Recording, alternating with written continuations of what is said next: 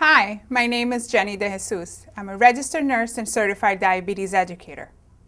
If you or a loved one has diabetes and has been prescribed insulin, there are several things you should be aware of. To begin, many types of insulin are available. Your healthcare provider will decide the best type, amount, and administration times for you. It is important to know the ways in which insulin may be injected and which parts of the body are potential injection sites. And it's understandable if you're nervous or anxious about injecting insulin. Although injecting insulin might feel awkward or scary at first, with a little practice you'll discover it only takes a few seconds. To help ease your anxiety, I'm going to show you how. Let's get started. There are three primary tools used to inject insulin. They are insulin syringes, insulin pens, and insulin pumps. There are four areas of the body in which insulin can be injected. They are the abdominal area, some parts of your arms, some parts of your legs, and certain areas of your buttocks. The preferred injection site is the abdomen, specifically from the bottom of the ribs to the pubic line, avoiding the navel. The abdomen provides the best absorption and is relatively easy to reach.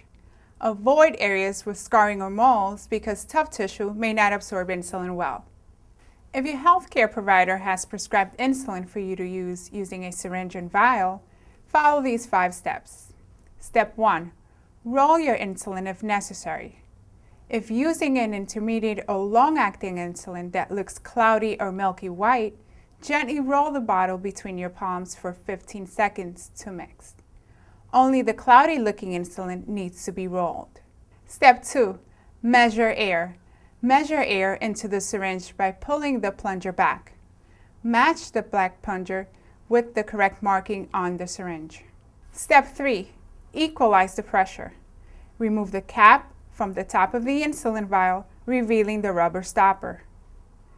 Remove the needle cover. Put the needle through the rubber stopper and push down on the plunger to put the air into the vial. This helps equalize the pressure in the bottle, making it easier to withdraw the insulin. Step 4. Prepare your dose. Leaving the needle in place, turn the bottle upside down. The needle tip should be fully submerged in the insulin. Pull the plunger down to measure your dose, again using the black tip of the plunger to match the markings on the syringe. Pull the needle out of the vial. Gently tap on the syringe to move any air bubbles up. Slowly push the plunger so that the air exits the syringe. Step 5. Inject your insulin in the appropriate injection site. To inject yourself, hold the syringe like a pencil. Gently pinch the skin with your free hand and quickly insert the needle at a 90-degree angle. Release the pinch. Push down on the plunger in a steady motion until the syringe is empty. Pull the needle straight out of the skin. That's it. As I mentioned earlier, with a little practice, you'll be able to inject yourself in a matter of seconds. If your healthcare provider has prescribed insulin for you to inject using an insulin pen, follow these 4 steps. Step 1. Choose injection site. Regardless of whether you're injecting insulin via a syringe or the pen, select a different injection site each time you inject. Step 2.